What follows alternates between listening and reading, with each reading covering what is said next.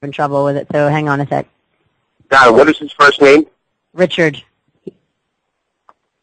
Got it. All right, don't talk. Okay, guys, I'm pretty sure that we're live right now. We just didn't hear the bumper music on Skype here for one reason or another, so I think you can take it away. Welcome, everybody, to another edition of the Humanity Transcending Show on Revolution Radio at freedomslips.com. Got a wonderful show for you today. As a lot of you know as listeners, I run solo a lot, and I like that because I have the whole show to myself, cover exactly what I want to cover, but I also really like having guests because I always learn new things. I become enlightened in different ways, and so I'm very excited to have our guest today. I will just brief you quickly on a few things that caught my interest this week in the news, if you will. TEPCO in Fukushima, right? They've admitted 300 tons of radiation spilling out into the ocean. Now, that's, of course, just what they've admitted.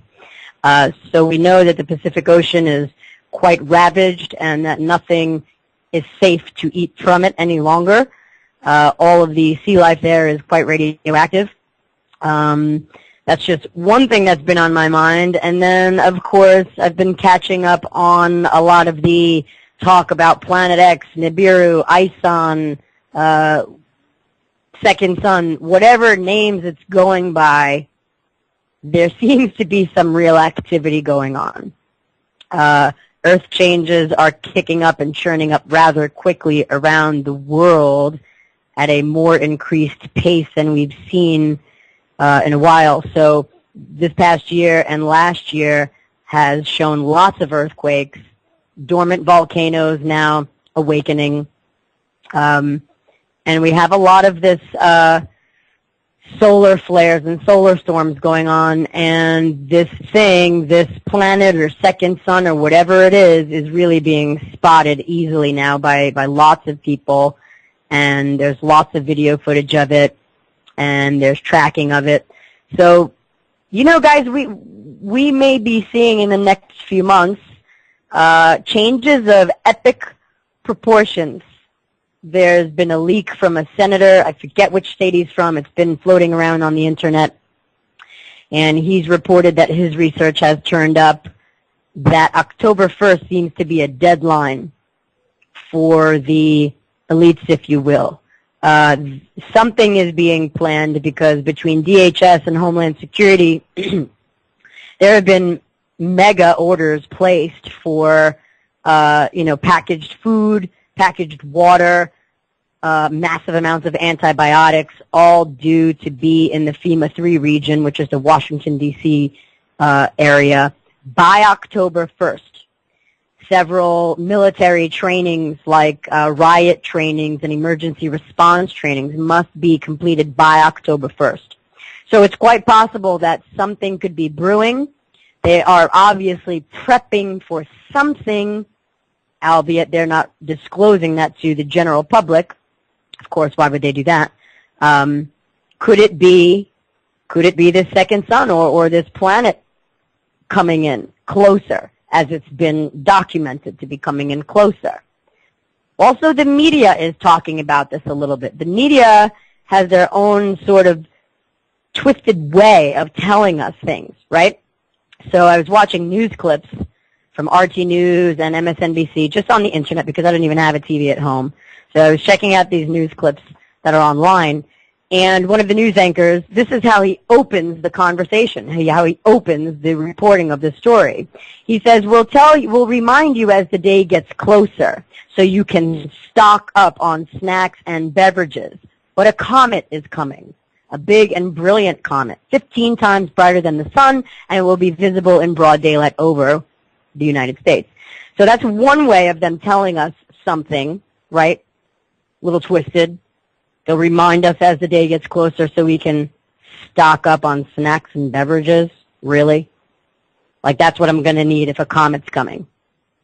RT News was discussing the asteroid that hit Russia recently, and RT News disclosed that there are 20 more asteroids on the same path. Right, so the news is really being casual about this. They're only letting you know in blips, like maybe a minute or two or three at a time. And they're not really going to tell you the truth. We all know that. The listeners of Revolution Radio know this already. They're not going to tell the truth. But they are giving notice of something of big proportions. So be aware. Just be aware. And these are the times, folks, to prepare mentally, psychologically, emotionally, spiritually, and perhaps physically if you so choose. Okay? But we don't get out of this plane alive in these bodies anyway. So the more we can face our own physical impermanence, the better, because it could come at any time, at any moment, whether it's global catastrophe or getting struck down by a car, whatever the case is. Be ready, folks. Be ready. There's a lot going on right now. Things are coming to a head all over the place.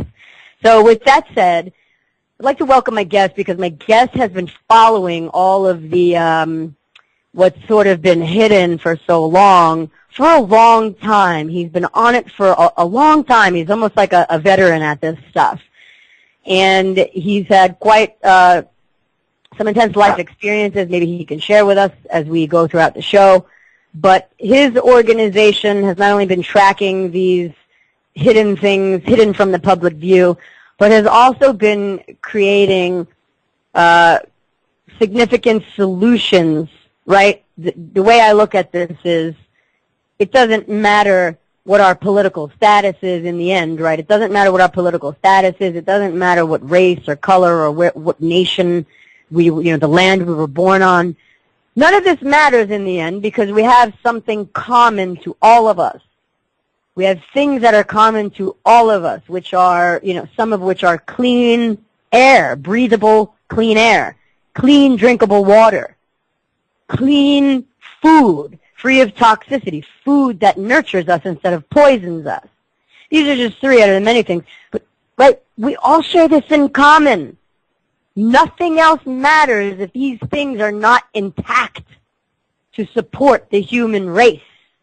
So let us get real serious today and clued in and kind of set everything else to the side for a moment and just recognize that these things are common to all of us and that these should be top priority on each and every single one of our agendas. So without further ado, let me introduce my guest. Okay, my guest today is President of the CCRG, and I'll go into what that acronym stands for. President of the CCRG, John Nicholson. The Citizens Committee for Restructured Government, CCRG, consists of talented and diverse research personnel dedicated to exposing the major issues plaguing our world, as well as presenting and providing only the most efficient and efficacious solutions regarding technologies, philosophies, and economies that will help to ensure survivability and sustainability of present as well as future generations. And this is a very important discussion at present because our survivability and sustainability is at stake. The stakes just got higher, folks. The global weather is churning up like you wouldn't believe. Just go scope it out. There's so many clips from the past 2 years. Sinkholes appearing out of nowhere, swallowing up homes, cars.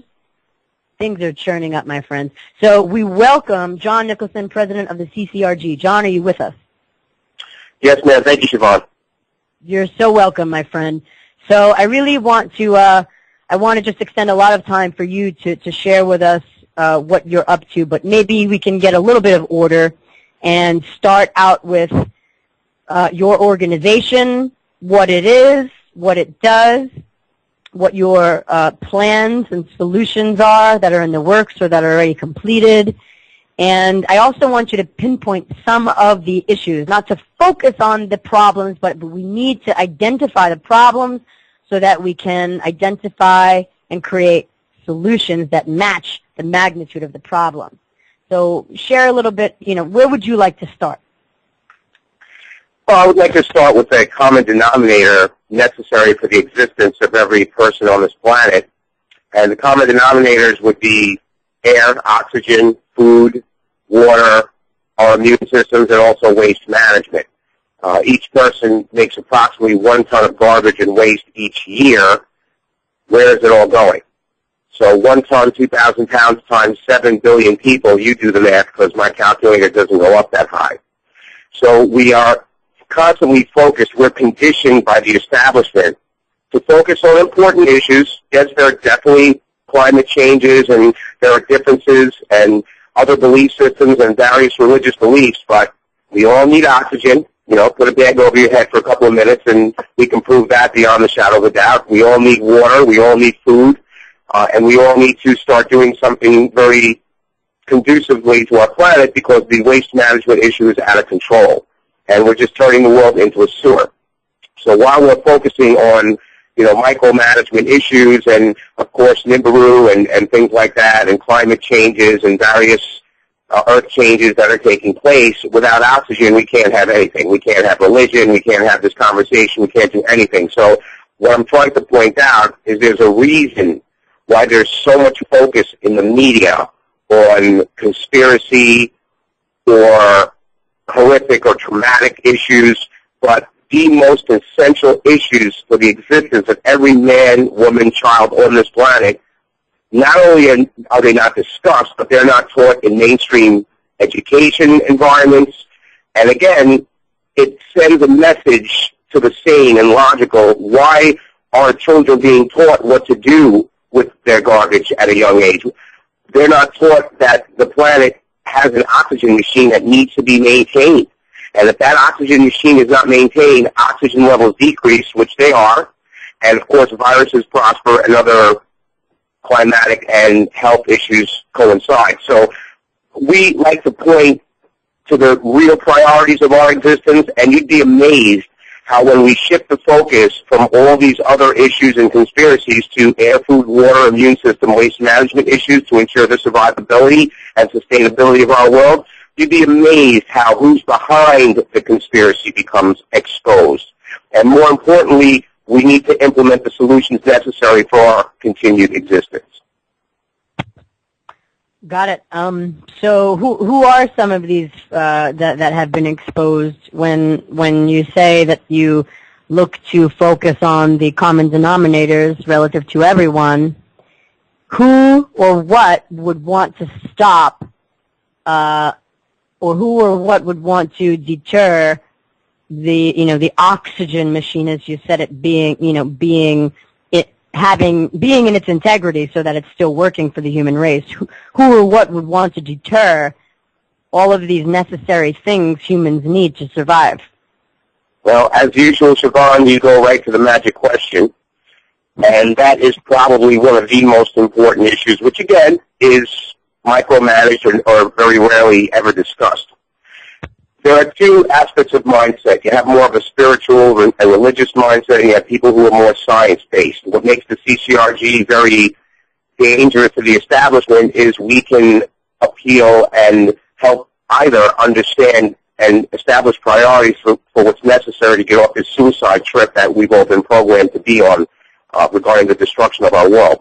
The planet makes oxygen. When I speak at various universities, you have a lot of really arrogant and somewhat intelligent students out there that know a lot of stuff. They know about computers and technology and economics, but they don't know how the planet makes oxygen. So you have all these people, including people with major college degrees, that really don't know how the planet makes oxygen. And that's pretty sad because we should be teaching this in first grade. But the bottom line here is the entities behind it, you could look at it in a twofold scenario. Number one, for those out there that kind of shun away from mainstream religion and the more spiritual explanation of what's happening, we can focus exclusively on science. We've already established scientifically that the Earth makes 70% approximately of the oxygen supply with the plankton that float on the top of the oceans, and with constant dumping into the oceans. And you mentioned Fukushima, which has also dumped ridiculous amounts of plutonium and other highly toxic ingredients which can destroy the planetary oxygen system regarding the plankton, and our rainforests, which do the other 30%, are being killed off at approximately an acre a second to make room for either the meat industry or housing or things of that nature. So when we look at it from the scientific point of view, it's scientifically proven that We need oxygen. We need water. We're dead in a few days without it. Without food, we could probably last a week or so. But the most important things are being systematically destroyed, of which, regardless of race, creed, color, religion, we all need. So when you follow the corporations, when you follow the government infrastructure, you'll see that there are literally, and this is their own term by their own psychiatric manuals, they're all criminally insane. And entities that are criminally insane, not just, child abusers, which, the courts are very quick to process and arrest and prosecute, but meanwhile, the real child abusers never go to jail. And you can research that. That's something I'll bring up later on called the Franklin cover-up. But getting back to the environment, we all need certain things. And if the entities that are in charge of our environment, like the Environmental Protection Agency, the federal EPA, of which, by the way, Dr. William Marcus, chief toxicologist of the EPA, was fired from his job in '96 for exposing that fluoride, which we all know is in toothpaste and drinking water, should not be in anything. It's toxic. It destroys the hippocampus, the reasoning center of the brain, and hold after because that's another reason why our priorities are completely out because of all the external influences upon us. Not because people are stupid. People are actually very intelligent, and if you give them the truth, they will usually make the right decision. So getting back to who the culprits are on a physical, scientific level, you're dealing with major corporations and government entities that put environmental policies into play and that are a complete hypocrisy that dump, environmental dumping companies pay $25 million, a day to dump. They pay $10,000 a day in fines to dump, but they're making $25 million a day profits. So when the fine is $10,000 and the profit's $25 million, you do the math. That's pretty insane economics, which puts us all on a suicide trip. So these corporations, these entities, they need to be neutralized. They need to be placed in psychiatric facilities for evaluation as to why they do not have environmental policies designed to save our planet, to preserve our planet.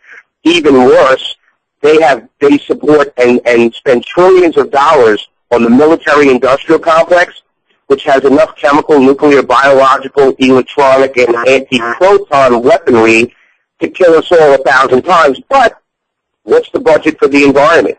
Where's the environmental military? Where's the environmental police?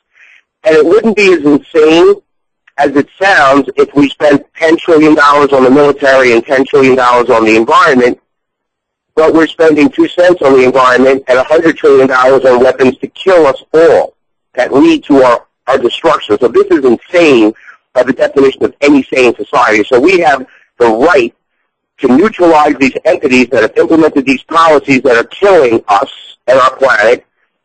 And at that point, once they're neutralized and placed under a correct psychiatric evaluation, at that point we can implement the necessary philosophies, technologies, and economics based on science and math, not opinion or religion or anything else, because we all need X amount of air every day. Food, water, we make X amount of garbage. This has to be calculated into our existence. If not, we end up in a sewer, and that's where we're going now. So these entities that have manipulated us into this destruction, they need to be neutralized, and the necessary policies need to be implemented. But who are the culprits?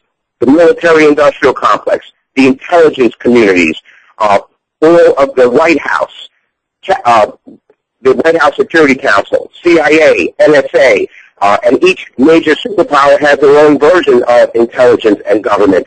They are also guilty and part of the same boys club that marches us to our destruction. But I want people to know that it can be stopped. Yeah, so it's always the same usual suspects that turn up when you look into everything else. When you look at why is the food supply toxified and systematically being destroyed and controlled and everything, even the weather modification. I mean, so I would have to agree with you that those in these leadership positions, those running things like the intelligence community, military-industrial complex, all of the various agencies of the governments, it's true. I have not thought about it like that, that they have no policies really implemented whereby to preserve what's needed for the human race to survive. Actually, they have policies that are to the contrary. Yes, absolutely. And that is insane by the definition of any sane society. Right. Criminally insane is a good term to describe it. So, okay, so then this is the next logical question, right, which people must have on their minds. I have it on my mind. And so you say neutralize and get them the psychiatric care they need. Can you expand more on that? Can you expand more on what you mean by neutralize and maybe a little bit about the hows of that? Maybe a little? Yes, absolutely. I just wanted to interject with something called the Franklin cover-up. Everybody, if you ask 1,000 people, and this ties into answering your question, I just need to take the insanity and hypocrisy to the next level before I give you the solution that you're looking for. I wanted to cover that anyway. So let's reserve that question for after you discuss a little bit about the Franklin cover-up. Exactly. Let's throw a couple more logs of insanity on the fire, and at that point we'll come with the fire hose to put it out. But basically, if you ask 1,000 people, and I'm going to do this in extremely brief synopsis. There are a million movies out there like Zeitgeist, Zeitgeist 1, Zeitgeist 2, Zeitgeist 50. You know, the point is that obviously somebody wants the Catholic Church discredited and neutralized. And the reason why it's a very fishy story, the way it all went down, is if you ask 1,000 people in the world, in any country, have you ever heard of the scandals of the Catholic Church? And everybody puts their hand up. And then when you say, have you heard of the Franklin cover-up, or Johnny Gosch, or Taffy O'Brien, or Paul Benassi? And maybe one or two people will put their hand up. And it's quite a horrific scenario when everybody knows about the scandals of the Catholic Church, but only a handful know about the real scandal, which includes work done by my colleague, former Nebraska State Senator John Nicholson, where he uncovered in '85, based on certain improprieties investigating the Omaha Federal Credit Union, and again, he was a state senator and he had access to the Old Boys Network.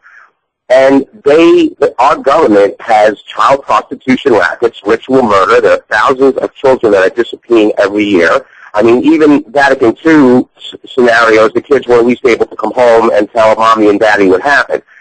In Freemasonry, they murder these children in black mass rituals. The best, most high-profile example is John Benet Ramsey, the little girl that was killed in Colorado December 25th, 1996.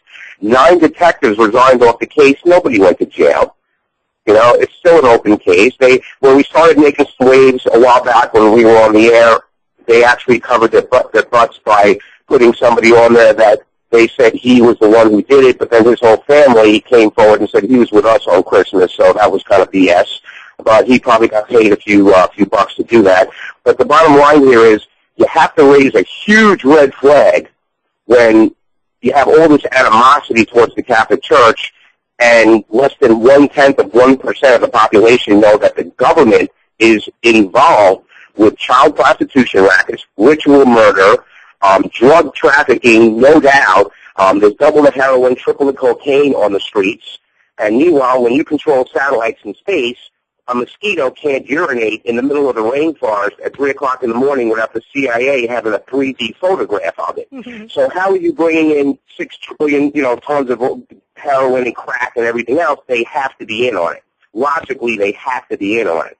And they do something else to keep us at war with each other with all these James Bond movies and spy movies where, we're fighting the Russians and we're fighting this and we're fighting that. And it's all a bunch of crap. Because what we need to do is team up, white, black, pink, yellow, red, race, creed, color, religion, unnecessary for the equation, and we need to come together to neutralize these entities that have us on a suicide trip. And that's the number one priority that we need in our world. But who's doing it? Again, the same entities that you mentioned earlier. It's usually the same because they're the only ones with that kind of power. Who has the kind of power to turn 2 keys and nuke a whole country, right? You can't do that. I can't do that. The neighbor down the block can't do that. So it's a highly specialized force and energy that has the control of 7 billion people on this planet. This is why they have to use, and I believe you've mentioned behavioral modification technologies and HARP in some of your previous shows, correct? Sure. So it all ties into why do we have a laser that could blow the testicles off a fly from 22,000 miles in space, but we can't cure cancer. You see what I'm saying? This is totally serious. This is a very, very serious discussion, but no, you have to. No, you have to laugh. Things make me laugh. You have to laugh. You have to, and I'll tell you why. Because if you don't laugh, you'll cry. So yes, you and see, I've done both. I've cried many times and right. laughed more now. But yes, this is just the natural reactions when we find out what's going on. It is really very sad in a way to the human spirit to recognize these things going on. People are making comments on the chat about the Franklin cover-up, saying it's unbelievable. This one person here says they've had it since 1992, and about how 800,000 people go missing every year in the U.S., and about probably 120,000 of those, if not more, are ritually sacrificed. So people are a little bit aware about this. This is great. Maybe just touch on a little bit more of the Franklin cover-up, because I have not read it.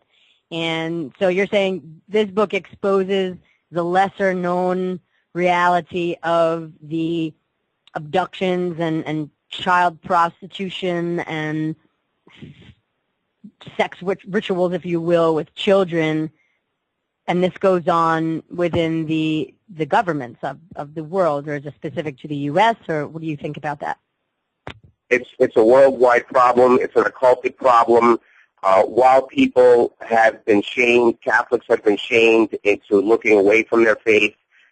Satanism, which is the direct opposite, which is the worship of evil, the worship of certain demonic entities. Just like when you would go, let's say, to a Catholic Mass and receive communion, it's the unbloody sacrifice of the Mass. Jesus died so that there wouldn't have to be ritual murder. He gave himself and said, okay, you need somebody to torture and abuse Satan? Here I am. Kill me, torture me, leave my people alone. But he hasn't left people alone. But yes, there are millions of people and children that disappear each year according to covert FBI and CIA and NSA documents. I'm sure FSU and Russia and FSB also have situation, Korean intelligence, the German Stasi. They all know millions of people are disappearing. A lot of it is ritual murder, but if you would like to touch on the paranormal later on, I can give you the paranormal side, because I was heavily involved with MUFON and LAUFON years ago. And the reason why I pulled out and went a different route is because we can debate UFOs and aliens and things like that, but you can't dispute air, food, water, immune system, waste management. So when I switched gears out of the paranormal and went to, okay, these guys are all criminally insane, here's the legal proof. Here's the Dr. William Marcus, chief toxicologist of the EPA, who exposed that fluoride was toxic. Here's the legal proof. Here's the court docket. Okay, so now here's the legal, because everyone's going, prove it, prove it, prove it. It's hard to prove paranormal stuff sometimes. Mm-hmm. But the air, food, water, immune system, the systematic destruction of it all is all part of it. And the Franklin cover-up issue is the direct Luciferian ritual, opposite of Catholicism, opposite of Christianity. Again, Christianity, the unbloody sacrifice. Satanism, the bloody sacrifice. They sacrifice children, adults, animals. It's really quite horrific. And I'm sorry if anybody would disagree with the statement that I'm about to make, but our Constitution has some really good amendments in it, but there's one that needs to, in my opinion, and the people should be allowed to vote on it, the freedom of religion. And freedom of religion should be okay unless your religion involves the ritual murder and blood sacrifice of children, people. And I'm also a pescatarian, vegetarian, if they want to extend it to animals too, because I am totally against any type of barbaric abuse to animals and, of course, children and adults as well. But the Franklin cover-up is one of the most horrific things about our society, and I believe, and everything ties into it, even the paranormal, everything, environmental, intelligence, everything. But it's pretty sad when you have all this dissension towards the Catholic Church and you have very little exposure involving the real culprits, which are compromising our nation. So why is the Catholic Church being singled out? Is that to basically overshadow the other culprits? Because certainly the Catholic Church and its clergy, not all of its clergy, but some of its clergy have been guilty of the same sort of thing. A lot of child molestation, even, there's it was clergy who came out even decades ago, published in just papers in and around America, that the devil is in the Vatican and that they conjure up demons in the Vatican, that there is a side to the Vatican that most people don't know about. So we know the Vatican's a big player in everything, in world banking, world politics, obviously religion. So what is their connection to those elements discussed in the Franklin cover-up? Well, the magic question again, Siobhan. Bottom line is, if you study, you really have to grasp everybody, and I hope your listeners have tape recorders and they're recording the show, because this may be a very rare and unique opportunity, because people like myself, we end up having a lot of problems when we expose things of this level. So it might not be a bad idea if we've got to keep tape recorders out there, recording equipment, tape the show, play it back, play it for your friends, your neighbors, send everybody to our website, because Siobhan, again, just asked the magic question. The world was Satanistic and paganism and pyramids and sacrificing children on pyramids and ritual murder and all this stuff, and then Jesus Christ happened to pop up one day and tell people, hey, look, that's not really a civilized mindset. Christ is actually one of the first well-known and documented individuals that introduced a civilized mindset. There is no blood sacrifice in Christianity. There is no destruction of the planet. Jesus gave very specific information in the Bible to let the fields go fallow every so often, not to hire Monsanto and do GMO and, things like that. So there's a lot of civilized mindsets. Don't cheat on your wife. Don't, hurt people. Don't kill people. You're allowed self-defense. You are allowed self-defense, but, thou shalt not kill, thou shalt not commit adultery. It's a very civilized mindset at a time when the world was, ritual murder and kill babies on pyramids. So the reason why they had to get rid of Catholicism is because the Catholic Church originally, and I'm going to give you one example, there are many, and there's many Catholic charities out there that help a lot more than they hurt, but you have to understand that when you hear the word Vatican, there's two types of Vatican. There's Vatican I, Catholic tradition, Latin Mass, and there's Vatican II, which is 99% of all other churches that are Catholic, which aren't really Catholic. They're actually Freemason. And that's why there's so much dissension, and that's why the scandals were so easy to perpetrate.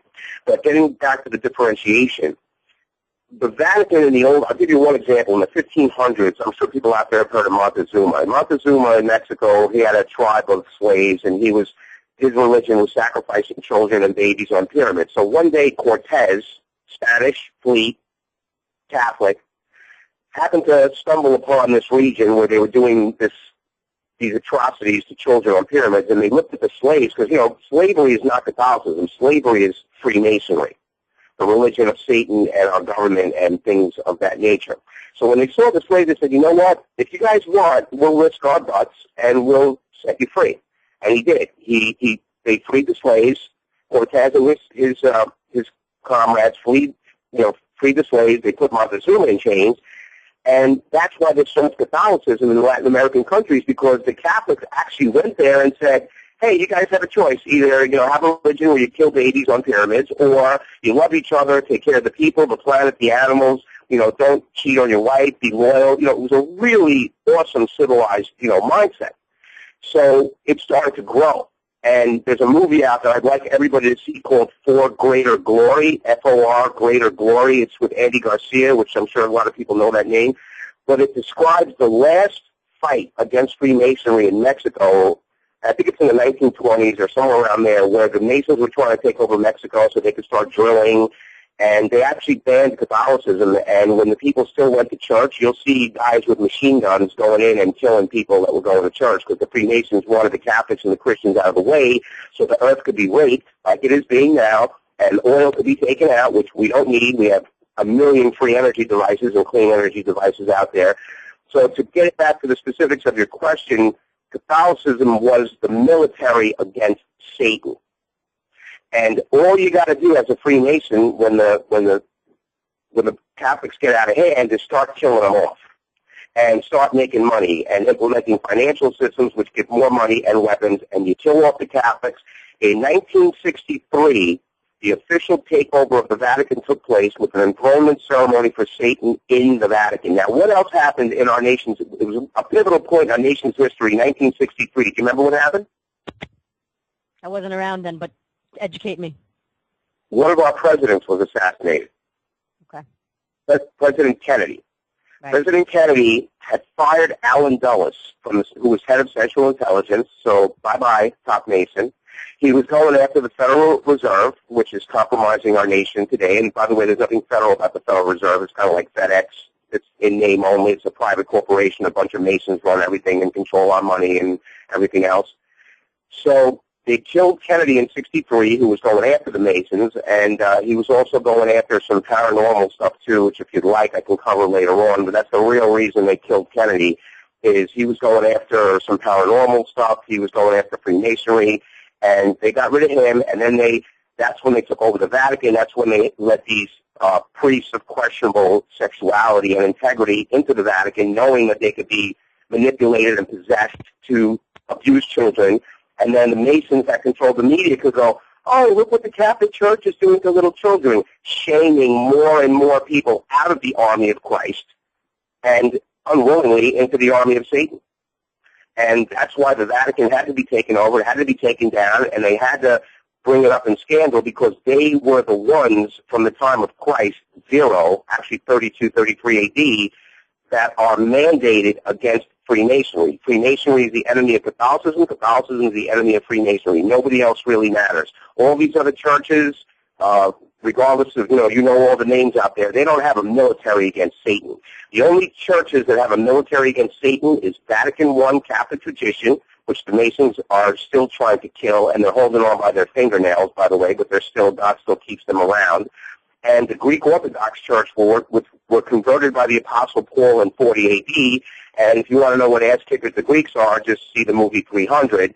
But if you and they accepted Christ willingly, and they were already relatively civilized by that time, and they accepted Christianity, and they had a military. So they got rid of the Greek Christian military first, then they took over the Vatican, got rid of them, and then what coincidence, ever since 1963, the world's been getting worse and worse, and more slavery and more destruction and more paganism and more sexual perversion and vampirism and demonology.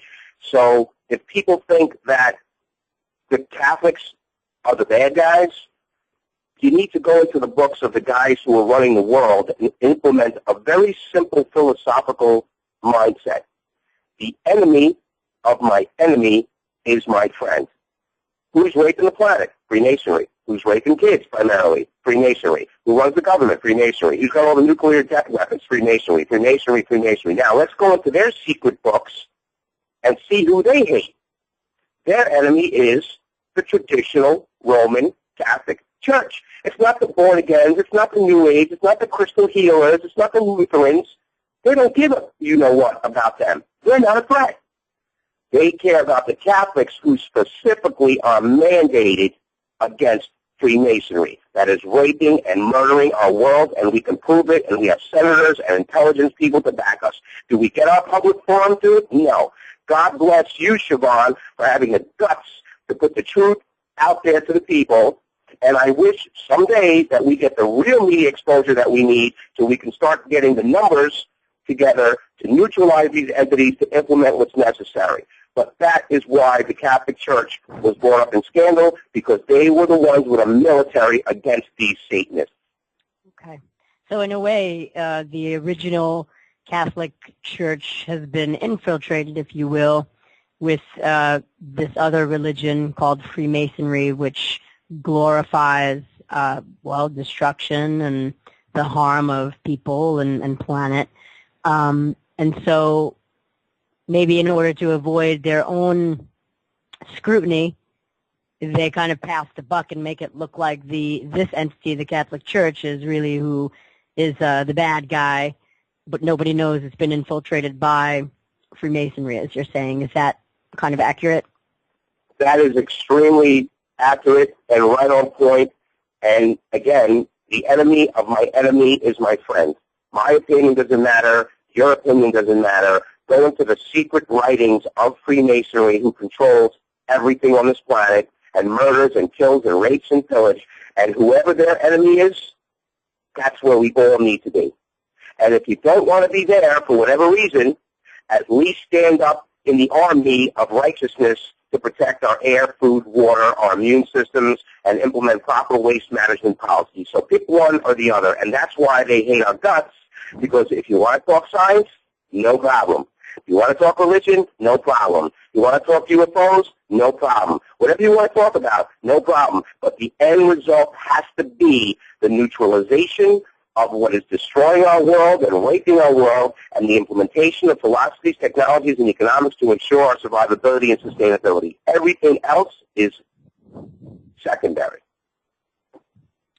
Yeah. It's pretty clear. It's very, very clear. And again, that's why I started out the show that way. That, I mean, because a lot of my life is also spent in, opting out of United States jurisdiction in any way that I possibly can, whether it's banking and driver's license and all these things. And that, of course, is necessary and has its place. However, not even that matters, right? If I can't breathe oxygen, if I cannot eat food that is not going to make me sick and kill me. So I'm very, very much in resonance with you in terms of these are, in the end, the only things that matter for the sustenance of the human race. So they do have to be priority on our list. In any sane society, we're supposed to whip out the calculators and the computers and the mathematics and say, okay, we have 7 billion people, we all breathe in this, we all drink this, we all eat this, we all make X amount of waste. This prioritative philosophy is never really brought into the consciousness. And when I speak at colleges, I don't mean to insult anybody, but there's got to be a certain level of humility when you ask, people in college that, how does the planet make oxygen? And they only get it half right. Well, by the time you're finished with 3rd grade, we should all have our PhDs in it, because nothing else exists without oxygen. And this is the proof that we have been conditioned to be a self-destructive and insane society, that the Earth's oxygen machine and the education and understanding necessary to preserve it is definitely, it's below the iPod, it's below their cars, it's below, their Twinkies and their steaks and everything else. And if you think about it, it's really insane. And we need to somehow, through vibrational frequency attraction and also a real loving God out there, we need to call upon that power. See, because that was another reason why they had to get rid of the Catholic Church, is because it taught you to go above Satan. It taught you to say, hey, Jesus, hey, St. Michael, I need your help. I got some bad guys going after me, and I need your help. And the proof that I'm going to give you, this is going to sound like a movie, but I wasn't raised a Catholic, definitely not a Catholic. I was raised Greek Orthodox. And let me tell you something, the Greeks know how to party, which I believe you saw me at a party recently, and I think you'll verify that statement. Yes, so we had quite a good time. Exactly. It was definitely very enlightening, and we had some pretty awesome conversation, and we met some cool people, and it was a really good time. But we do know how to party. But nobody's going to leave the Greek Orthodox Church and go join Catholic tradition and take on Freemasonry and get their ass kicked and get thrown in jail and have their family house of 28 years stolen. Nobody's going to do that unless you receive a very powerful message from somewhere. So I know it sounds like a movie, but you remember a band called Foreigner? Yeah. Feels Like the First Time and Hot Blooded and, Rock and Roll Hall of Fame band. Yeah. Somebody who was one of the original members of that band, his brother was involved. He was a federal agent, and he saw me on a TV show about 12, 13 years ago. And I was talking a lot about UFO stuff, but I was also mentioning some spiritual and some Christian stuff. And he called the host. You might know the host. It was Janet Russell. She had a show called Beyond the Unexplained. She's pretty popular. She's a very famous psychic on Long Island right now. And she had me on her show, and this guy calls up and says, I have to meet with you. So I met with him, and long story short, Catholic traditionalist his whole life, federal agent, saw the takeover of our nation, was involved in a lot of crazy stuff, and said, we need you to leave the Greek Orthodox Church join Catholic tradition and use your highly specialized training to unite people and take down the enemy. And it sounds like a movie, but I assure you it's true and verifiable. So I was originally recruited out of the Greek Orthodox Church to join Catholic tradition. I went through the whole process, and then given the opportunity to build the church militant and go after Freemasonry. And when I went to do that, I was kind of forced to do it their way, because they thought that, well, the Catholic Church been around 2,000 years, and they know what they're doing, and you need to listen to us and this and that. And I don't listen to anybody anymore, because what happened was, although they were right about a lot of things, they really don't know how to take down the enemy. They really don't know how to unite people. And again, we use the common denominator. We don't care what your religion is. Air, food, water, immune system. You want to fight for it, or you want to let them destroy it? Because those are the only people that we deal with now. People don't want to get together to take care of business. We're not here to talk conspiracy, which is why I'm not allowed on the Alex Jones show or George Norrie or any of these other conspiracy shows, because they want people that are just going to talk about how compromised we are and what's happening to the world and Nibiru and this thing and the tampon in outer space and all this other stuff. And it doesn't really solve the problem. So CCRG is like, you know what? Here's the proof, here's the evidence, here's the government agents, here are the children, here's the testimony. At what point are people going to get motivated to say, you know what, we've heard everybody's spiel, and this guy and his team make the most sense? Why don't we start having meetings to discuss how we're going to neutralize these criminally insane rapists and implement what's necessary? And if somebody has a better plan, hey, we'd love to hear it. But what all we see is Alex Jones scaring the crap out of everybody. George Norrie, coast to coast, scaring the crap out of everybody. Oh, my God, they're doing this, and FEMA and martial law, and they're buying body bags. Great, we know all this stuff. Where's the organization and the resources to take these entities, to neutralize these entities, and implement what's necessary to get our country and our world back on track again? But make no mistake about it. Let's get, I want to get into that, and just so you're aware, in about maybe 15 minutes we'll be going to a break for a few minutes. You'll hear music coming on, and you'll know that that's when we're going to break. Just so you can gauge, what you're saying. So before we go further, I just wanted to ask a question that somebody dropped in the chat box. And folks, by the way, John, president of CCRG.info, is taking calls today. And John, they're really liking you on chat. What you're saying is, the people who tune into this radio station have, they're not asleep. Certainly not asleep. They have delved into a lot of, what we could call conspiracy issues, and which a lot of them aren't necessarily being conspiracy, right? Because you say there's lots of proof for a lot of this stuff. So they are really, really resonating with a lot of what you're saying. Somebody asks if, they say, Siobhan, ask the guest if the Freemasons is the Illuminati. Is it the same bloodline running the world? Is this the same sort of bloodline, like, let's say, the royal? We know how the royals like to continue the bloodline. Is this the Freemasonry that you speak of, this religion of death, in a way, is this the same people as the royals, as the so-called, what people call the Illuminati, even though that may not be accurate, but the idea of the Illuminati that people have, is it the same as the Freemasons? Absolutely, absolutely, and they go by many names: Freemason, Illuminati, CFR, Monsanto. Anything to do with a lot of cash, a lot of money, government, and control. Freemasons are behind it. This is why, and the gentlemen, actually two gentlemen that have a supplement that have reversed over 10,000 cases of carcinoma and various illness, and nobody's throwing money at them. There's no government money and FDA approval for them, and it's not one or two. It's these guys. They've helped thousands of people. So the track record's there, but the FDA will not, and they will not acknowledge it. And, of course, the medical community will only pay for chemo and radiation, which kills 30% of everybody that goes on it. Meanwhile, homeopathy, up to like stage 2 or 3, reverses over 75% of all illness by detoxing and balancing the immune system and putting the right stuff in your body. And it's totally insane. John, we got a caller on the line. His name is Nathan. Nathan, welcome to the Humanity Transcending Show. We only have about 4 or 5 minutes before we go to break, so please ask your question and make your comments and give John a little time to respond, and then we'll go to break if you guys start hearing the music. Welcome, Nathan. Thank you. John, I've never heard of you, and I'm just tuning in today.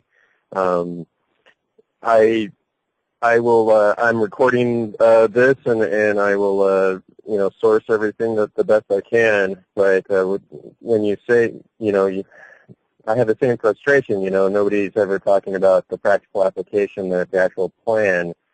Well, I've been spending 10 years or more trying to figure out, what it would take to actually be the turning point to get the general public to actually,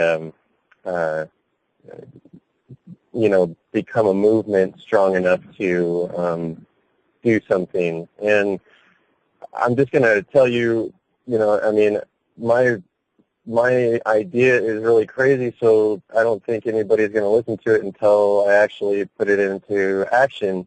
My website's tooltreebot.com, and I would invite you to check it out and see if you think I'm crazy, or if it takes something crazy like that to happen, because all I hear is a whole bunch of psychopaths talking about other psychopaths, and there's no solutions actually going on. But there is the kingdom from within, and it needs to come out, and it's a celebration. So that is life. So it kind of needs to centralize around that, and any kind of bloody revolution isn't the answer. So we've all got family, we've all got kids. We don't need the infrastructure crumbling all of a sudden. And that's it, man. I hope you check out my stuff, and again, my website's tooltreebot.com, and check out the human sign tab under the tool tab. And God bless you. Thank you. Maybe you two can hook up. What is your website again, Nathan? It's tooltreebot.com. So I'm not hearing. Can you spell out a little tool? TOOL. Tool like a hammer, tree like a tree, and bot is BOT. So it's the integration of of digital and analog.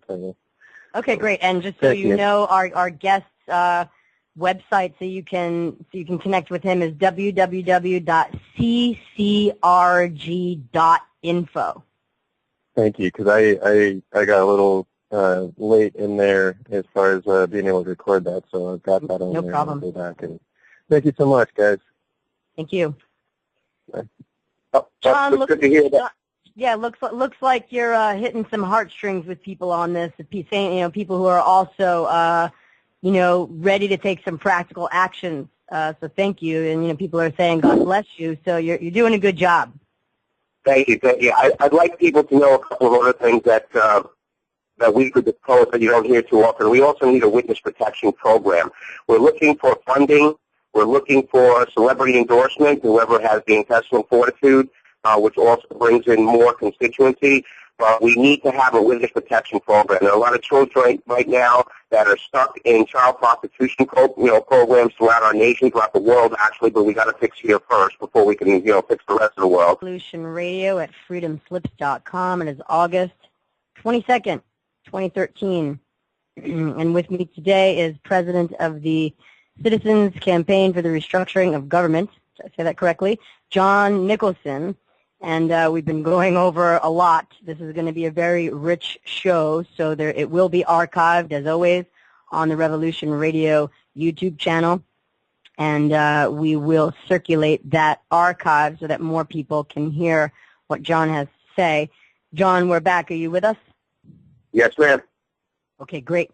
So I hope you remember the thought you were going to express before we went to break. Would you please continue where you left off? Yes, I wanted to say that we all have this program that, and that's why there's a lot of TV shows like 2020 and all these other conspiracy shows. And by the way, backstepping a minute to Dr. William Marcus. Dr. William Marcus, that was 1996, I believe, head of the EPA, fired from his job for exposing that fluoride was toxic. It's a carcinogen. And he sued them, got his job back, $50,000 in compensatory damages, and the TV show 60 Minutes was supposed to do the segment on it. And, of course, you know, I have a better chance of winning the gold medal in female gymnastics than having that show come out. So basically, you know, there's a lot of conspiracy stuff that never comes out. And what we need to do is we need to have a witness protection program. We need to protect these children that want to go forward. We need to protect these government agents. We need to protect people that have solid evidence against what's happening in the establishment, basically, the guys that are running everything. And then once we have that evidence revealed to the public, I'm sure it won't be too difficult to get constituency to begin the neutralization process. So let's talk about the neutralization process, because I'm sure this is intriguing to folks too who want to do something but don't necessarily know what action they can take. And obviously we know the old stuff isn't working, right? I was covering this maybe 2 weeks ago, protesting and petitioning and all of these archaic ways that don't even work, and when people do get results, it's very, very short term. It's nothing for the long haul. So the old ways aren't working, clearly. They haven't. So what's next? I mean, what neutralization actions are you speaking of that are, let's say, different from the the usual way of going about it? Again, the magic question revealed again. Yes, what needs to be done and what people have the intestinal fortitude to do, unfortunately, may be two different things. But there are a lot of people out there that are on board. There are a lot of people out there that finally realize that we can't just sit in a circle and hold hands and put a crystal in the middle and have Satan and child rape and environmental rape go away. So a lot of these new age, a lot of these passive, a lot of these techniques don't work. And again, Einstein said one definition of insanity is doing the same thing over and over again, expecting a different result. And a lot of my guys are ex-military, ex-intel, law enforcement, active as well, and they will vouch for everything that I'm saying and have their own examples of what we need to do. However, we are fighting a very powerful evil entity that utilizes HAARP and behavioral modification and the genetic modification of our foods, and that's why they had to destroy, the Catholic Church, because we call upon Satan's boss. And if you can call upon a higher power, now, if people have a problem with Christianity and Catholicism, that's okay for now, but you want to be in the mindset of giving credence to a true loving God, a loving entity out there, because we know the other guy is the God of destruction and hatred and rape of children, and the other guy is someone who, or something, an entity that is all about love, what love is really about. So if we need to call upon a higher power, we need to go to the loving God as a race, and the more the merrier, and ask power from a loving God to provide the protection that we need. That's the first thing we need, because guys like me disappear every single day. I've had many colleagues disappear. And that's why the only difference really between myself and them, and we have more of a correction plan than a lot of other organizations I had, and the only thing I could think of is the reason why I'm still alive is because I'm humble enough to realize that it's not how smart I am or how articulate and the information I have. I call upon a higher power. I ask in Jesus' name. I ask St. Michael, who's a real, ass kicker, big time. The enemy definitely fears him. There are a lot of examples there. But I call upon these higher powers to protect me and give us the prosperity that we need to get out there and unite. We need to unite with people. And I have no problem, by the way, and I hope people remember these words, public forum.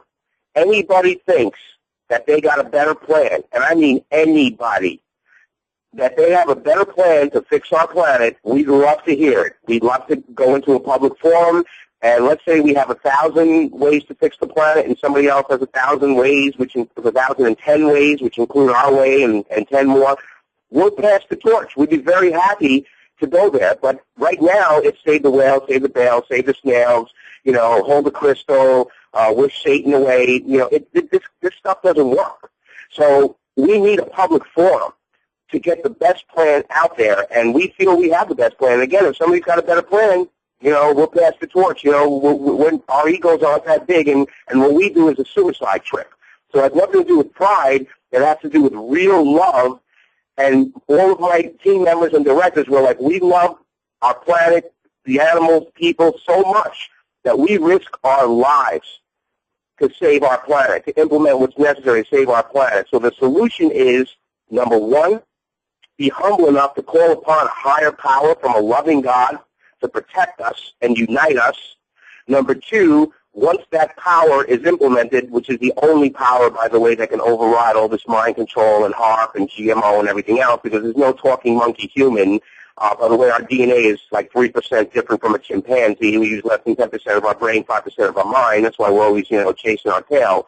But we need to be humble enough, and when you're in that Luciferian mindset and consciousness, you think that you have all this power and you can hold a crystal and fix the world. And by now, I hope most people have realized that that's all, BS.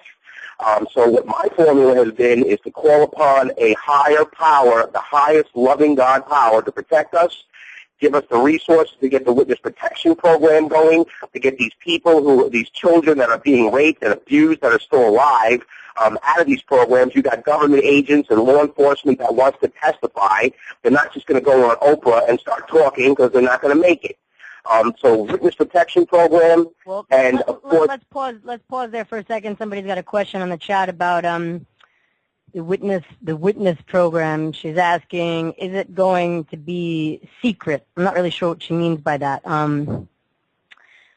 I guess, okay, so the people coming forward, so if people need a witness protection program, that means people who are going to be coming forward, that their lives could be at risk for what they're going to be saying. Correct. On the record, right? Correct.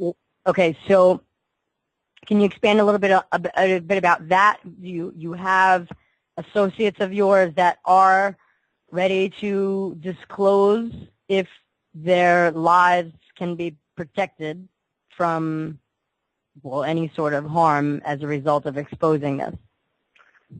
Basically correct. There's something that happens. There's a word called cabal. I know a lot of money has a lot of Masonic symbols on it and things like that. And when I had my my collectibles company, we made $500,000 a year between a few friends. We had a great time. All of a sudden, I went to get into Congress, and my whole life falls apart. How did this happen? And I can't make 2 nickels to rub together.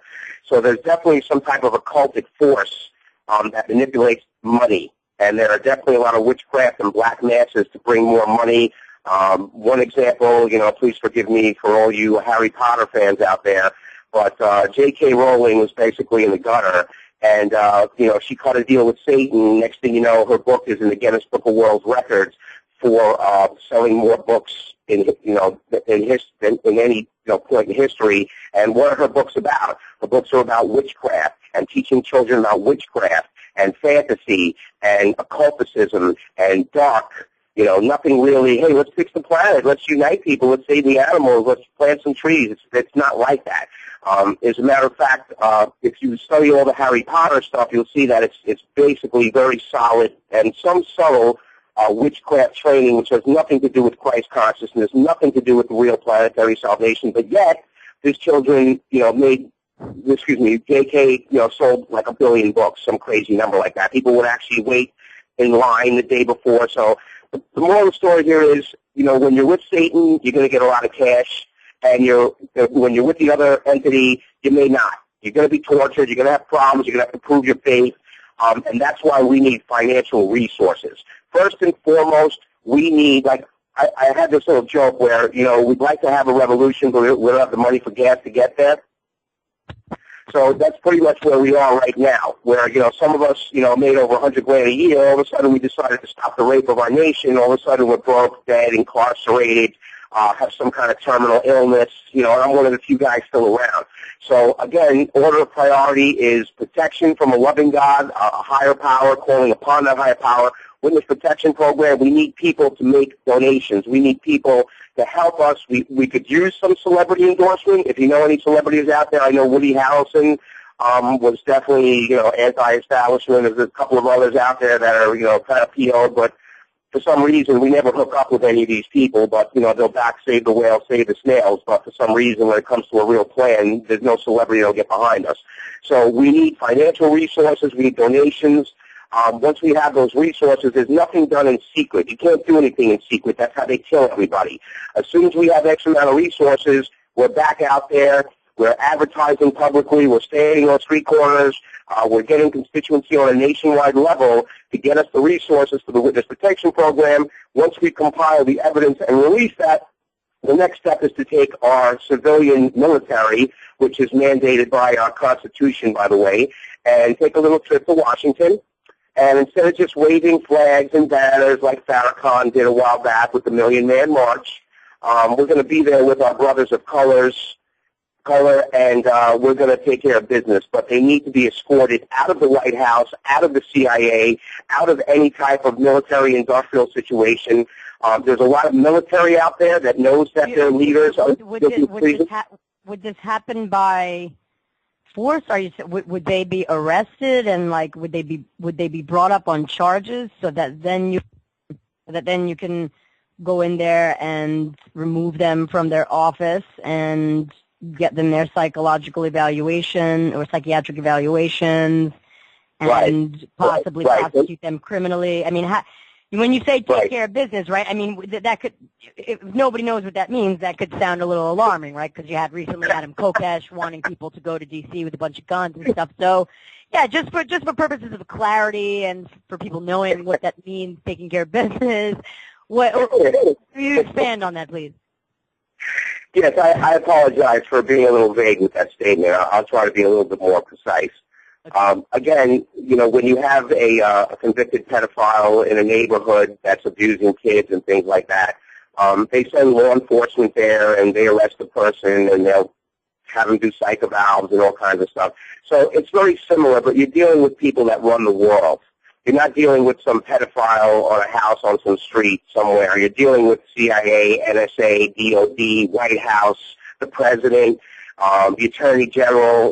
All these entities need to be basically arrested and put into a facility for psychiatric evaluation. Also, not only psychiatric evaluation, but everybody, I know you've been doing a lot on chemtrails out there, and we need to do a electron spectroscopy analysis of their blood, of certain cellular tissue, because people have nanotechnology. In Christianity, we call it possession, demon-possessed.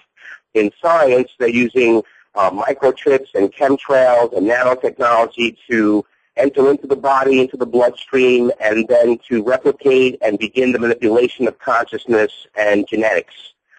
So they need not only to be, arrested and taken away to do a psych eval, but I think we'll find some interesting things crawling around inside of them, which are in a lot of people as well.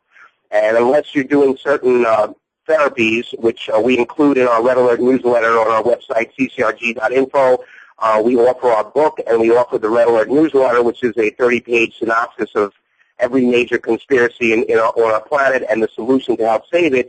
But the last 5 pages contain certain technologies to help neutralize these parasitical and behavioral control entities. So it's advisable that people, get that Red Alert newsletter as soon as possible. If you're financially challenged, you can make copies of it and send it to your friends. It's very inexpensive. It's only like $5 for the RAN and $10 for the book.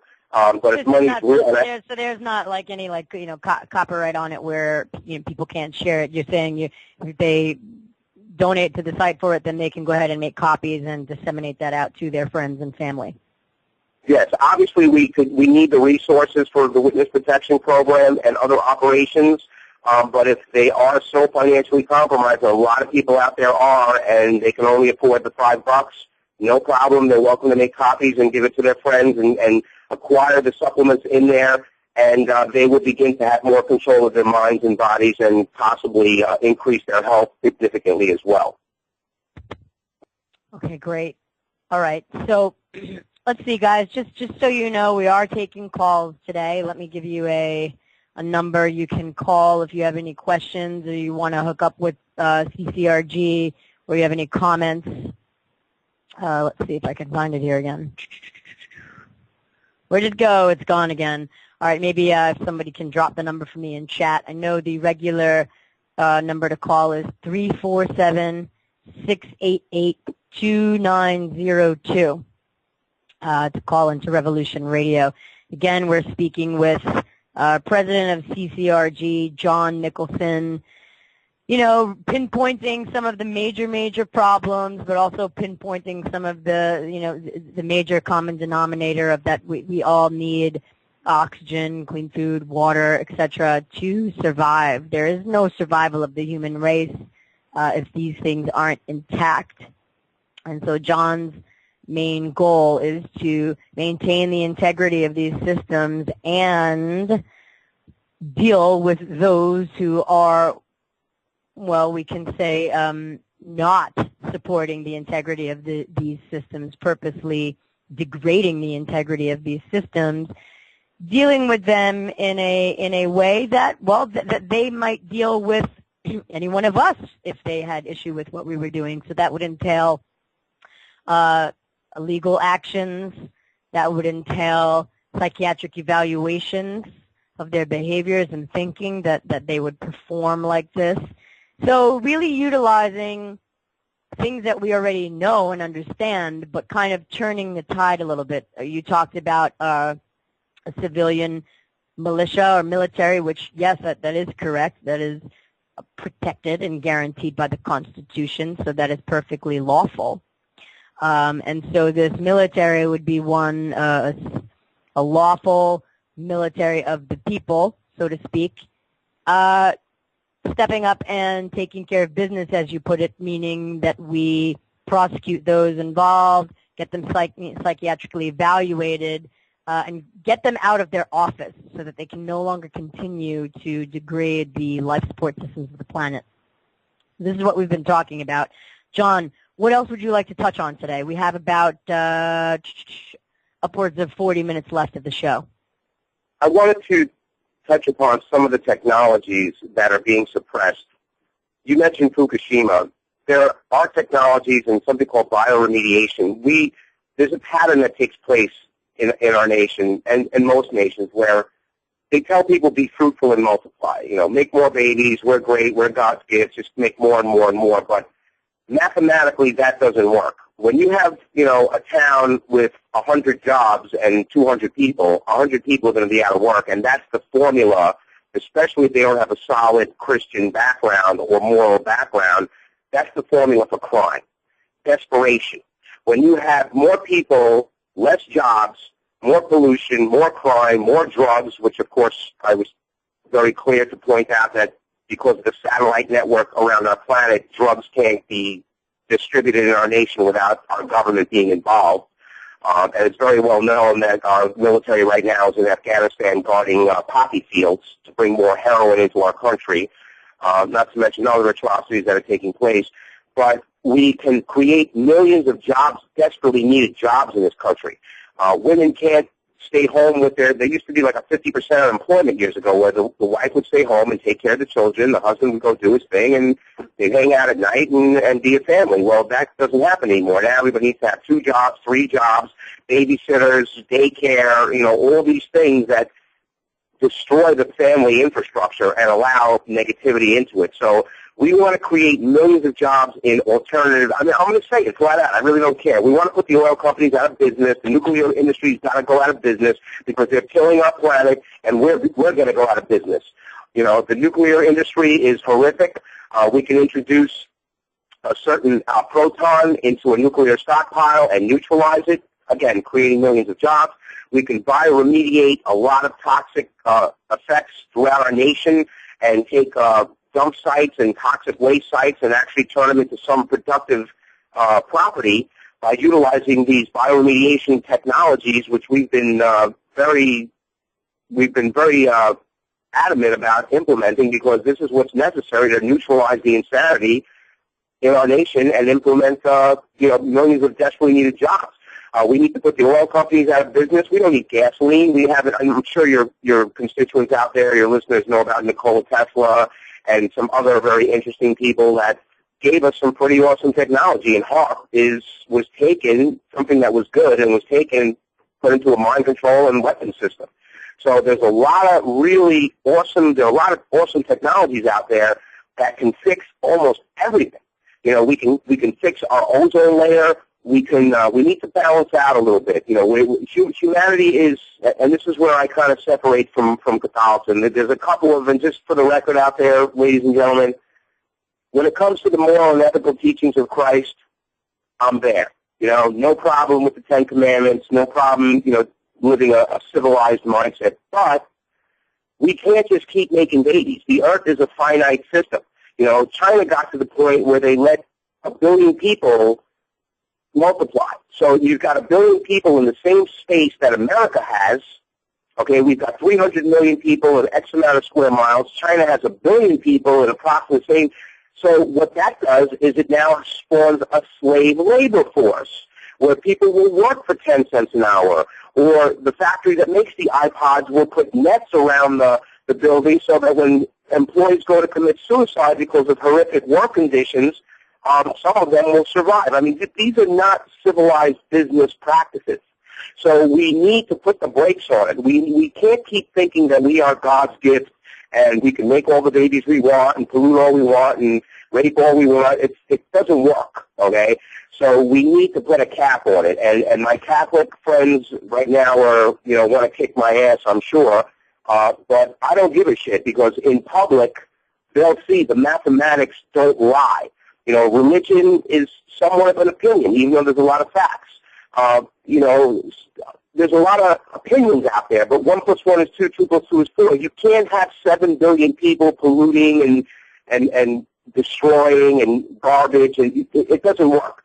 There has to be a logistical, mathematical, scientific balance based on how many people are here, the technologies, the job opportunities, the planetary purification sciences have to be in full effect. We can't just keep thinking that we're the gift of God. Meanwhile, there's quite a bit of evidence genetically that we are the gift of the other guy. What do you mean by that? And that's why not. I'm sorry? What do you mean by that? Are you talking about like genetic splicing of the human genome with perhaps DNA of some other race? I'm gonna tell you one of the main differences where I separate from my faith, the beliefs of my faith. In the Bible, it talks about the mark of the beast and 666, and everybody knows about that. And there's been a lot of movies and the Da Vinci Code and all this, BS. Humanity uses less than 10% of their brains, 5% of their minds. And if you know anybody who's a molecular biologist who works with electron spectroscopy, everything like an atom has a nucleus, proton, neutron, electron. So there's a numerical value. So let's say wood would be, 5 proton, 2 electron, 3 neutron. Plastic, the numbers would be different. The human genome code is 666. That's why I got to break my ass to get people to do the right thing, because we are basically the spawn of Satan. And that's why nothing's getting done, and that's why the Vatican was allowed to be taken over, because this whole planet is a Luciferian creation. God made Luciferian aliens. You can call them what you want, Dracos, Pleiadians, whatever you want. There's a million out there, Procyon. There's a million books on it. It all ties back to Satan. It all ties back to the devil, and that's who made us. They go around the universe, the multiverse, because there's many dimensions out there, which I'm sure your listeners are aware of. And what they do is they go to different planets, and they seed those planets with life forms. We're only one type of life form that they harness. There are other types. There's silicon-based life form, which we're being turned into, by the way, with these nanochemicals that are being dropped from the sky. But one of the reasons why nothing gets done on this planet is we all think we're God's gift and we're from God and we're going to do great things, and all we do is rape and kill and destroy. And even worse, they take people like myself who have a mathematical global salvation plan, and we don't really get the help that we need. And until people that has the best plan and a mathematically sound plan for the survivability and sustainability of our planet, until people like myself are endorsed in a very large way, nothing is ever going to change.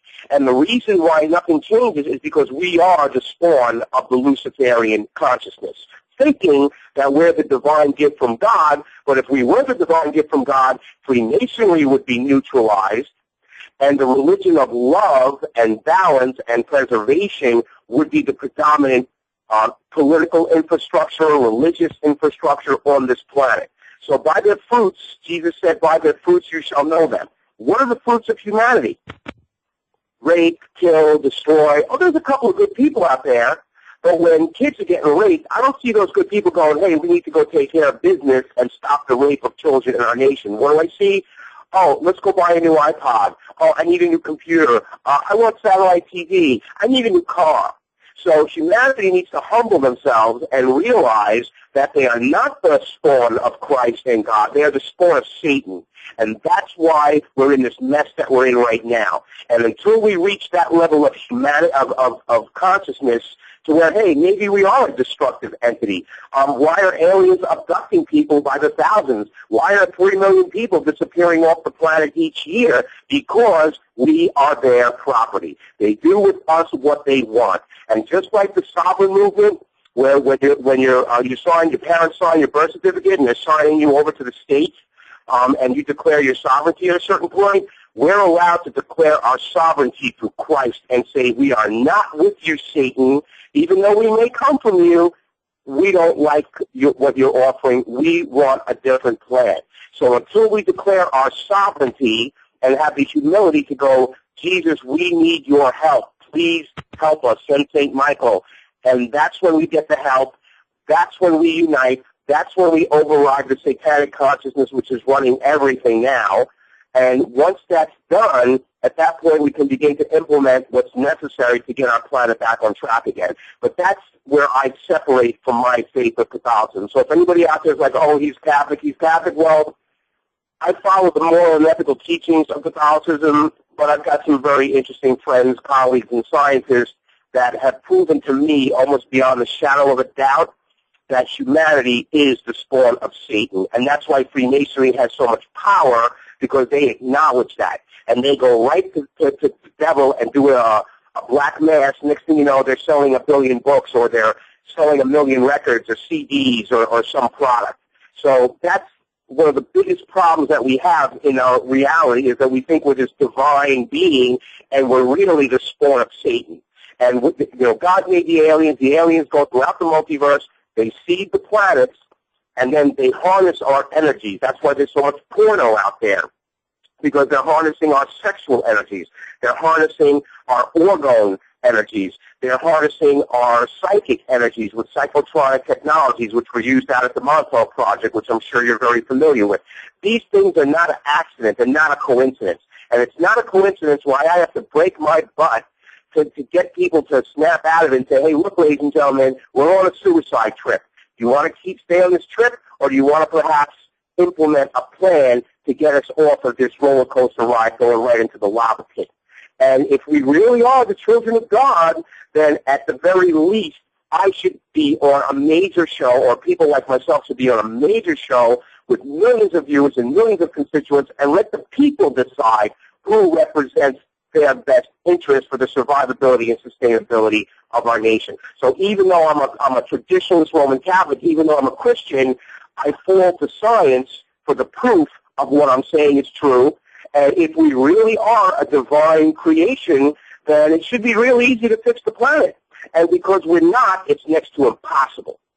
So let me pause here again, because again, always for purposes of clarity, somebody on the chat, and this is why it's important to choose our words carefully, right? Because what we say can be misunderstood. So somebody on the chat says, never thought I would hear anti-humanity rhetoric from this person.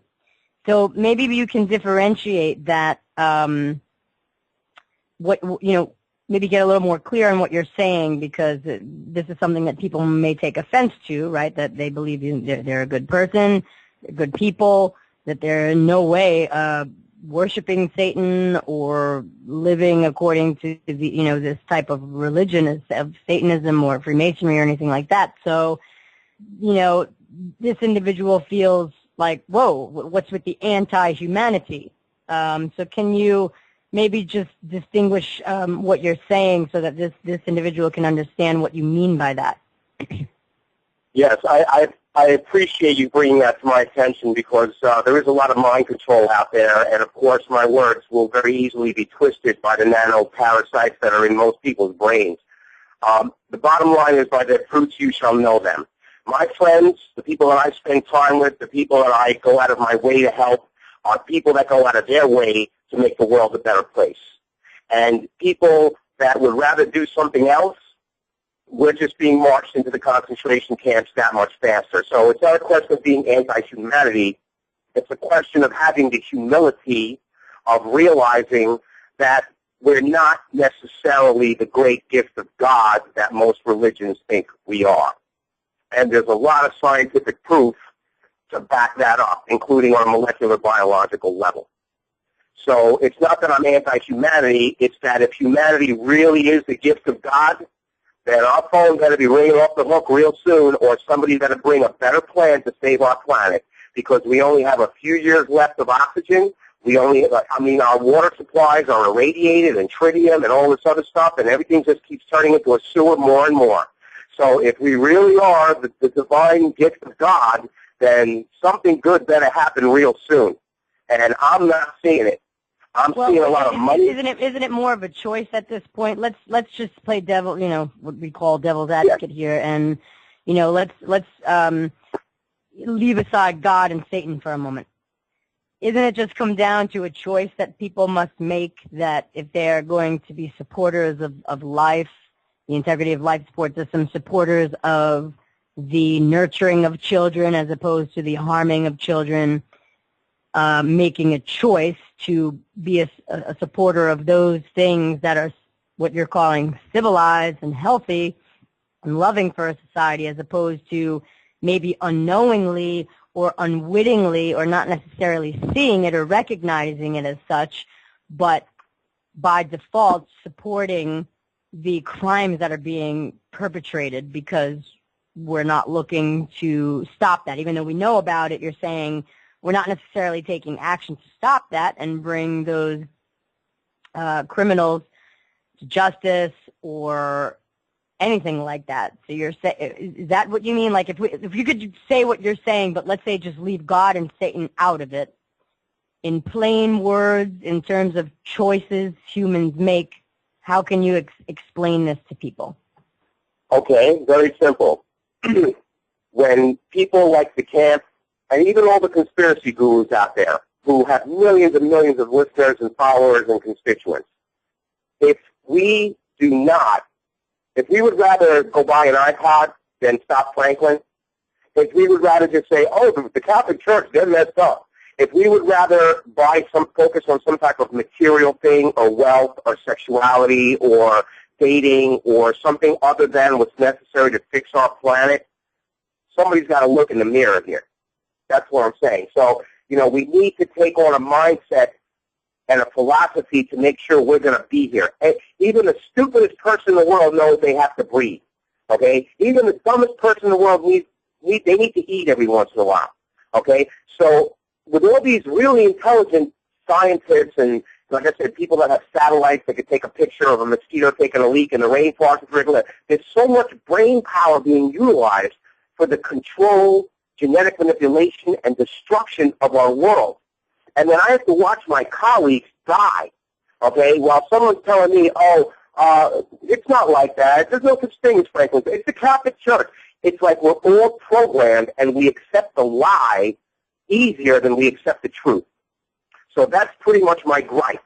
It's like if I can prove everything I'm saying, if I can prove that this is what's being done, and this is what we need to do to fix our planet, and everybody can have a job doing great things. Why is it so hard to prove and implement what's good, and why is it so easy to watch everything get raped and destroyed? Think about it. Why am I not on, God bless you for having the guts to put somebody on your like me on your show, and I appreciate it, and God bless you, and I wish you tremendous blessings from here to eternity. But I need to be on George Norrie's show. I need to be on Alex Jones. You know, I need to be on Oprah. You know, I need to be on The View. Okay, presenting a plan. And if somebody's got a better plan, great, blow me out the door. You know, you think I enjoy risking my life, getting shot at, getting thrown in jail, losing my family home of 28 years, watching my colleagues die and get shot while somebody's saving up money for a new iPod? Think about that. You know, and then when it comes time to do something good, nobody's got the intent. Well, I shouldn't say nobody. There are a lot of good people still out there, and through the grace of God, and hopefully through listeners listening to this show, are going to fry out some chips in their head, telling them to just be passive, and they'll take a more aggressive stance. But it's very difficult watching tremendous amounts of resources go to plans and people like Occupy Wall Street. We were telling people Occupy Wall Street was a CIA operation from day one. And people were saying, oh, what are you talking about? That's not true. Compare CCRG's strategy to fix the world with Occupy Wall Street, and it's like a drop in the bucket by comparison. How did Occupy Wall Street get so big and have all this exposure and all these protests and all this stuff, and we got to break our ass just for a glass of water? Think about that. Think about how sick that is. So it's not anti-humanity. It's reaching out to humanity and saying, hey, maybe you need to change gears. Maybe everything that we've been doing, trying to make the world a better place and believing in person X and believing in person Y and person Z, isn't cutting it. Maybe we need something real. Maybe we need a witness protection program to protect these children and government agents that are in fear for their life. Who's talking about that? Who's talking about a witness protection program? Name one other organization. Oh, I don't know any. Right. So that's my point. So, like I said, if we are the spawn of good, then gravitate, good will gravitate towards the message. A civilized society has a forum where 10 people or 100 people or 1,000 people can present a solution, a strategy. And then if you're living in a real democracy, then the best plan should surface. In this country, forget it. It's the direct opposite, where the worst plan or appeasement plan, you know, let's save the whales. You know, let's take care of the yellow-belly sapsucker. You know, we need to raise $100 million to bring back the yellow-belly sapsucker bird whose habitat was, you know, and they'll get it. They'll get it. They'll get the money for all these plans, which are important, but we have a plan to fix the world. Why is it so difficult? So you get to a certain point, and this is why I try to be kind of humorous with all this stuff, because the insanity, you know, if you take a sane person and you put them in an insane asylum, eventually they'll become insane. And that's why we have very specific methods of maintaining our sanity while we watch, you know, $100 million go towards, you know, some type of sex tool that everybody's buying online. But, you know, when it's time to fix the planet, we have to work very hard to get a small constituency that would like to do the right thing. Does that make sense?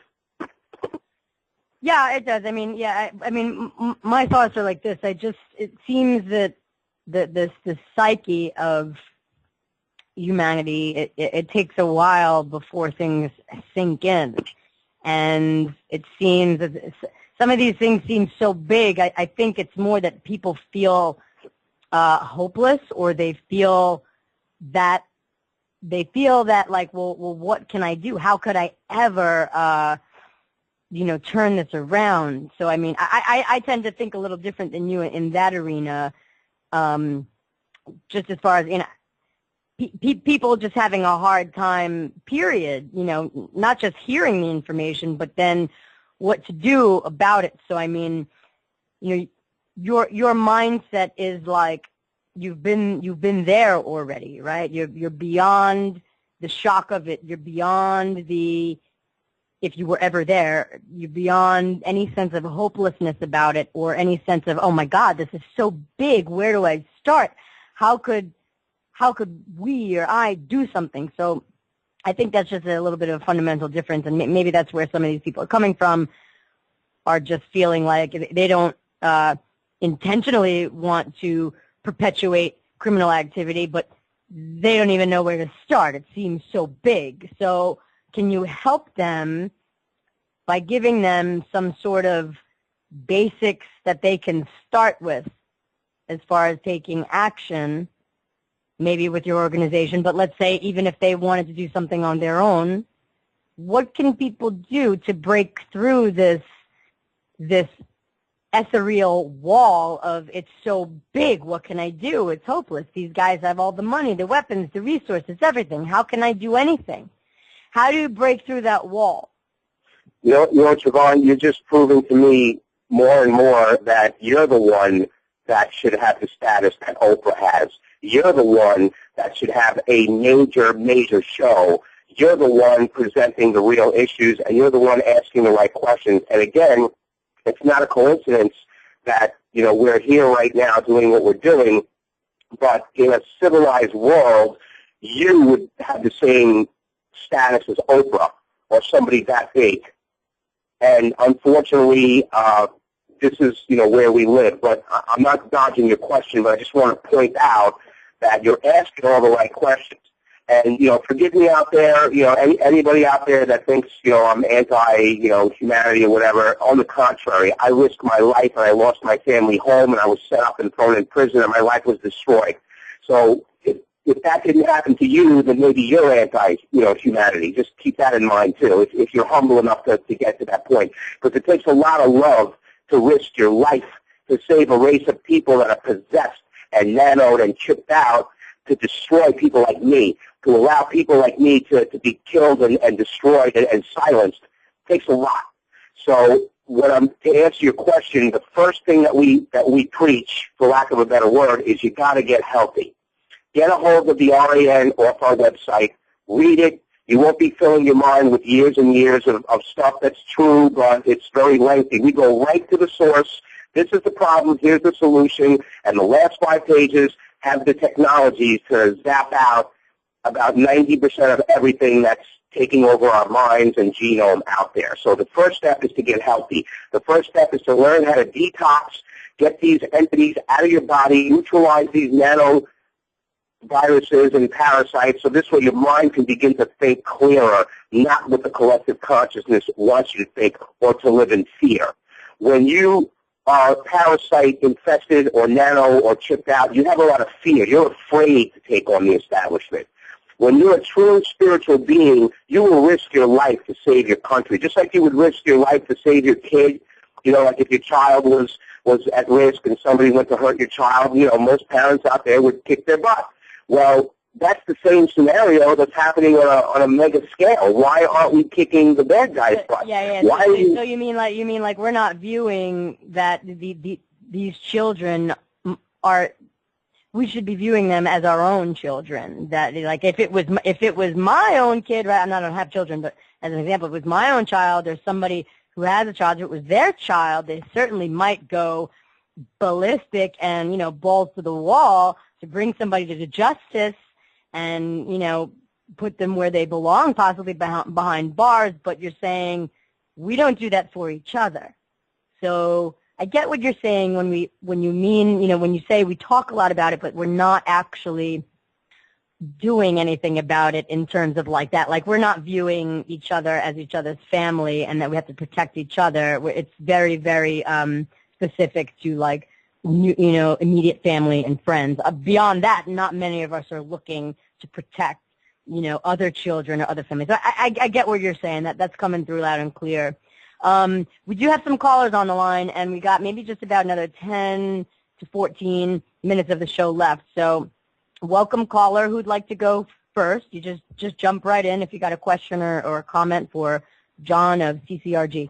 Yeah, I made some comments that I think your guest there took a little bit offense to. And I understand. No, sir, I wasn't accusing you of being anti-humanity. I was accusing, or I was making a comment that I find that anybody who comments, that we're spawn of Satan or that we're overpopulated is engaging in anti-human rhetoric. And the thing of it is, look, it's only really certain populations that are increasing. Our population in the West here is shrinking. We have, like, on average, 1.6 children per couple.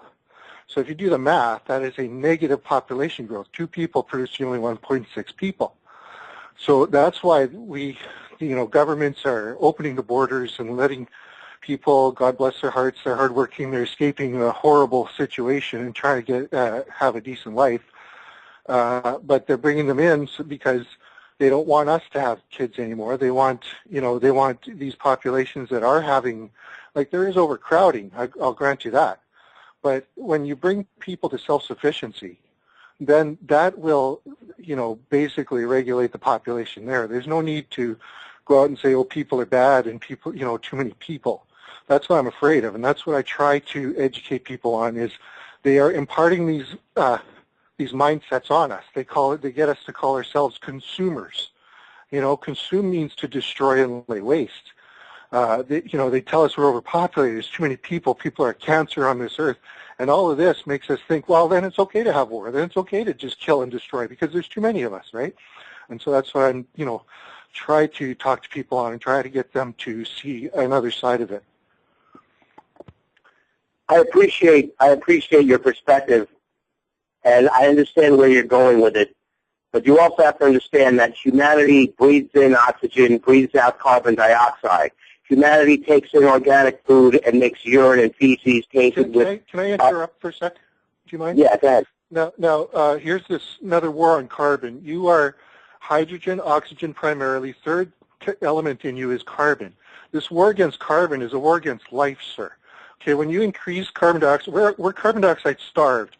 And this is why they're convincing us that our breath is bad. Our breath is causing the world to destroy. This is insane, okay? When there's more carbon dioxide, that's oxygen to plants, okay? And plants actually grow more lush. Now we have more food, which they don't want us to realize either. The earth is prolific. There's more nutrition in the weeds in your backyard than there is in your average grocery store, okay? This world has more than enough food.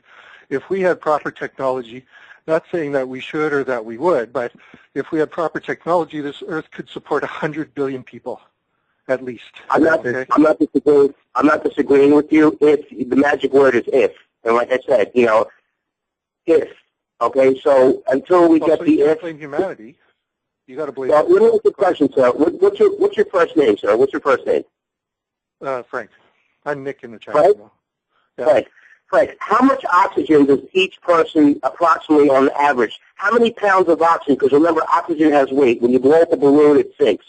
How much oxygen does the average person need to survive, to live? Because we can't just live on CO2. Are we in agreement there? If we breathe in CO2, we die? Well, I mean, there's CO2 in the air with which we breathe, and it's not... No. That's not what I'm asking you. That's not what I'm asking you. If we breathe in pure CO2, do we live or die? Pure CO2. Same thing with pure nitrogen. The atmosphere is 80% nitrogen. Okay, yeah, but if it's 100% nitrogen, we also die from that. If it's 100% oxygen, we die from that. We need a certain mixture. Right, exactly. So you have the 20% oxygen. Do you know how many pounds of oxygen the average person breathes per day? I don't know the value of that, no. Okay, and the reason why I bring this up, and I don't mean to embarrass you, but you got to be real careful when you're having discussions on somebody that knows the mathematics for 7 billion people to survive on this planet. We need X amount, each person, just so you know the math, so you don't get stumped the next time, each person breathes in approximately 22 pounds of oxygen per day at 21% oxygen, which ties into what you said about the 80% nitrogen and other things. But we need at least 21% oxygen at 22 pounds a day. Now, if you calculate mathematically, the rainforests make about 30% of the oxygen, the plankton makes about 70% of the oxygen. That's where the planetary oxygen machine needs to be to sustain life on this planet. Now, the planetary oxygen machine, the plankton, especially at the Fukushima and ocean dumping, is being killed off at phenomenal rates. So that 80%, that 20% oxygen is dropping dramatically. Rainforests, which make the other 30%, are being killed off at an acre per second. You can actually calculate mathematically how much time we have left. And the reason why, ladies and gentlemen, that we haven't suffocated yet is because they're using HARP project, which you all know about, to supplement the oxygen supply with the levels from the oceans. From all the warming that's taken place, chunks the size of states have broken off of the polar caps and are melting. The polar bears and the polar regions have lost a lot of water, and the reason why our tides have not come up 3, 4, 5, 10 feet like they should have is because they're using HARP to blast microwaves into the ocean to supplement the planetary oxygen supply by separating the hydrogen and oxygen from water, as we know, H2O, and that's why we haven't suffocated left. But the other way, we haven't suffocated yet. So you need to have your math worked out. You can't just assume. You are correct. Sure. We could have. Just because I don't know a little factoid how much oxygen we bring down doesn't mean I'm stumped. Doesn't mean I'm wrong. I mean, you're engaging in a whole bunch of theories that, like for one thing, they want the world to heat up. The only reason the Earth isn't, the oceans aren't rising is because, yeah, the northern Arctic is shrinking, but the southern is increasing, and the overall ice caps are basically staying the same. Now, there has been a warming trend, and guess what? How do you explain the warming trend on all the other planets too? Mars's ice caps have shrunk. Mars has had fog recently. And so there's a lot of reasons. There's no, I don't know if you're working with the IPCC or if you're, listening to them, a bunch of politicians trying to convince everybody of their quack science. I mean, there's a lot. I mean, we could go on for hours and just talk about all of this, but I mean, Well, what's your solution? What's your solution, Frank? Because I gave about a dozen already of mine. What's your solution? How do we fix everything? Let me hear it. How do we neutralize these entities and we just look the other way and make more CO2? How do we fix everything is, first of all, we get rid of the pirates that are running everything into the ground and destroying and blowing up oil platforms and all of this pollution and everything, boiling water. We've got to get ourselves out of the 19th century with regard to energy and transportation technology. This is all 19th century technology. We still crank our engines. I mean, yes, we know that. But how are we going to neutralize the entities that are killing people to make sure that doesn't happen? Because everything you're saying is valid, but how do we get this done? You're asking too many questions. You're trying to bury me with questions, which is another tactic of neurolinguistic programming. Okay. Just asking you a question. How do we neutralize the entities? You asked me how do we neutralize the entities? You're asking me how to fix the problem, and I'm telling you, but I don't have all the solutions. I do have solutions on how to fix the problem. I don't know how to go out and take out the CIA. Okay, I'm not. What we need to do is recall this government, create our own, because we are the government. We got to remember that we're the government. Okay, and this government isn't even doing its job. Therefore, it's illegitimate and should be recalled lawfully. We're breaking the law by not recalling this government. Okay, we're all criminals. And so it comes down to each one of us. The solution is in the mirror. Now, how do we fix the world's problems? I said already, we bring the world to self-sufficiency. That will cause populations to self-regulate. Governments will have to, again, pay us to have kids because our populations shrink. Yes, no, we already discussed the self-sufficiency and the balance and the technology stuff. The point is there's something in the way of getting that done. And until you get that out of the way, everything else is a moot point. So I ask you again, I'm not going... That has nothing to do with people being the spawn of Satan and how much our breath destroying the earth. I mean, that's ridiculous, sir. You're giving us too much... to put forward. Frank, it's not just our breath, it's our technology. So, hold on a second. We got another caller on the line. So, Frank, I'm going to leave it at that. I really need to put this forward. I'm sorry. Frank, I'm going to leave it at that, Frank. Thank you so much for calling in, and I'm sure John will expand on your last question there or your statement there about how it doesn't necessarily mean we're spawns of Satan. I get that, so I'm sure John will comment on that. And I'd also like to just bring in the next caller just for a moment or two before the show ends. We got a few more moments. So Thank you for calling, Frank. And we have the next caller on the line. Welcome to the Humanity Transcending Show. I will be as quick as possible. John, the witness protection program that you're discussing, I feel, and I have seen and demonstrated the solution to that is surveillance. I don't know if you're familiar with the term. It's S-O-U-S, valence, just like surveillance. It's the opposite of surveillance. And I'm sure everybody's, a little weary about Google Glass and augmented reality right now. But there are companies coming out right now that are not connecting to the cloud, that are offering alternative products, as well as the general public itself needs to organize and start forefronting on their own version of augmented reality, so that we can actually be a walking, talking witness protection program